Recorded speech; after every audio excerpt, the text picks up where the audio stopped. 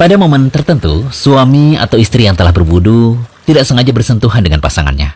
Bahkan, sebagian pasangan malah iseng untuk menjahili pasangannya dengan sengaja menyentuhnya setelah ia berwudu.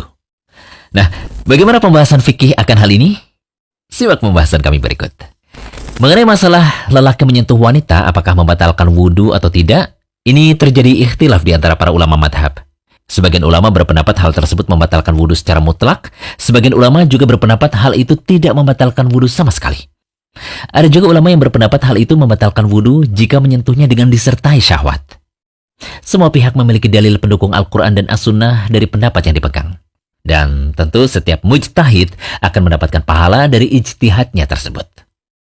Lalu bagaimana dengan pandangan madhab Syafi'i akan hal ini? Di mana kita tahu bahwa mayoritas masyarakat di negeri kita sebagian besar menganut madhab ini.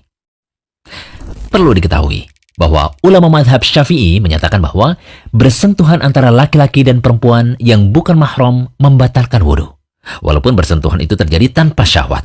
Dalil akan hal ini terdapat dalam firman Allah Ta'ala yang artinya, "Hai orang-orang yang beriman, apabila kamu hendak mengerjakan sholat, maka basuhlah mukamu dan tanganmu sampai dengan siku, dan sapulah kepalamu dan basuh kakimu sampai dengan kedua mata kaki. Dan jika kamu junub, maka mandilah.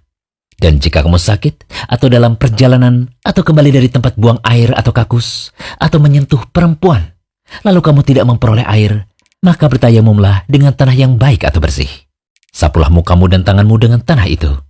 Allah tidak hendak menyulitkan kamu, tetapi Dia hendak membersihkan kamu dan menyempurnakan nikmatnya bagimu supaya kamu bersyukur." Quran Surat Al-Ma'idah ayat 6. Imam Syafi'i rahimahullah menyatakan mengenai firman Allah Ta'ala, "Au lamastumun nisa" atau lamastumun nisa. Yang dimaksudkan adalah bersentuhan kulit dan kulit walaupun bukan berjima. Tentu tafsiran ini mengandung beberapa alasan. Pertama, Allah menyebutkan tentang junub pada awal ayat, lalu menyebutkan setelah itu lamsun nisa atau menyentuh perempuan dibarengkan dengan al-haid atau buang hajat. Hal ini menunjukkan bahwa lamsun nisa termasuk jenis hadas azhar atau hadas kecil, seperti buang hajat. Dan itu bukan karena junub. Sehingga yang dimaksudkan adalah al-lams dengan tangan, bukan jima. Kedua, kalau secara tinjauan bahasa Arab, lamasa dalam ayat bermakna lamasa sebagaimana disebutkan dalam ayat yang lain. Sebagaimana juga terdapat hadis yang menunjukkan al-lamsu bermakna meraba. Kemudian alasan ketiga, ada dalil dari Abdullah bin Umar radhiyallahu anhuma di mana ia berkata, ciuman dan rabaan tangan laki-laki pada istrinya termasuk mulamasah. Barang siapa yang mencium istrinya atau merabanya, wajib baginya untuk berwudu. Hadis riwayat Imam Malik dalam Al-Muwatta dengan sanad sahih. Disebutkan dalam Hasyiyah Al-Bujairami, ketahuilah bahwa al-lams termasuk pembatal wudu dengan 5 syarat. Pertama, antara lawan jenis, laki-laki dan perempuan. Kemudian menyentuh kulit, bukan rambut, gigi, atau kuku. Kemudian yang ketiga tanpa penghalang atau hail. Kemudian yang keempat telah memiliki kecenderungan syahwat. Dan yang kelima, sesama bukan mahram. Maksud dari al-lams adalah bersentuhan kulit dan kulit, baik dengan syahwat atau tanpa syahwat. Yang menyentuh itu tangan, badan, atau anggota tubuh lainnya, baik secara sengaja maupun tidak. Hal ini sebagaimana keumuman ayat surat Al-Ma'idah ayat 6 dan surah An-Nisa ayat 43. Mula masa itu mencakup makna jima dan perkara yang tingkatannya di bawah jima. Lalu bagaimana dengan dalil-dalil yang menunjukkan bahwa menyentuh wanita tidak membatalkan wudu? Sebagaimana hadis-hadis yang dijadikan dalil oleh ulama Hanafiyah, termasuk juga Ibnu Taimiyah, bahwa menyentuh lawan jenis tidaklah membatalkan wudu, baik dengan syahwat ataupun tanpa syahwat, baik menyentuh istri, bukan mahram atau mahram. Ada 3 hadis yang dijadikan dalil oleh ulama Hanafiyah. Hadis pertama, Aisyah radhiyallahu anha berkata, "Suatu malam aku kehilangan Rasulullah SAW. Beliau ternyata pergi dari tempat tidurnya dan ketika itu aku menyentuhnya. Lalu aku menyingkirkan tanganku dari telapak kakinya bagian dalam. Sedangkan ketika itu beliau sedang sholat di masjid." Hadis riwayat Muslim. Hadis kedua, Aisyah radhiyallahu anha berkata, "Aku pernah tidur di hadapan Rasulullah SAW dan kedua kakiku di arah kiblat beliau. Ketika ia hendak sujud, ia meraba kakiku, lalu aku memegang kaki tadi. Jika berdiri, beliau membentangkan kakiku lagi." Aisyah mengatakan rumah Nabi ketika itu tidak ada penerangan.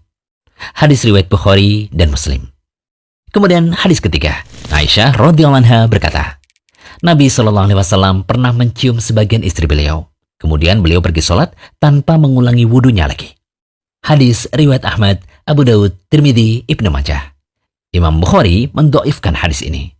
Namun ulama belakangan mensahihkan hadis ini seperti Ibnu Jarir, Ibnu Abdul Bar, Ibnu Katsir, Ibnu At-Turkumani, Az-Zi'alai, Syekh Ahmad Syakir, Syekh Albani, dan Syekh Abdul Aziz bin Bas. Komentar Syekh Abdullah Al-Fauzan untuk hadis ini maklul, memiliki cacat. Hadis ini memiliki syawahid atau penguat yang juga maklulah atau ada cacat. Syekh Ahmad Syakir memiliki catatan berharga dalam Jami' At-Tirmidzi. Beliau berkata sebagian hadisnya sahih, sebagiannya mendekati sahih. Kesimpulan untuk hadis ketiga tadi, masih ada perselisihan kuat di antara para ulama pakar hadis. Ulama yang mendoifkan hadis tadi di antaranya adalah Imam Al-Bukhari, sebagaimana disebutkan oleh Imam Ibnu Hajar Al-Asqalani dalam Bulughul Maram. Sementara dari ulama Malikiyah dan ulama Hambali telah mengkompromikan dua dalil dalam masalah ini.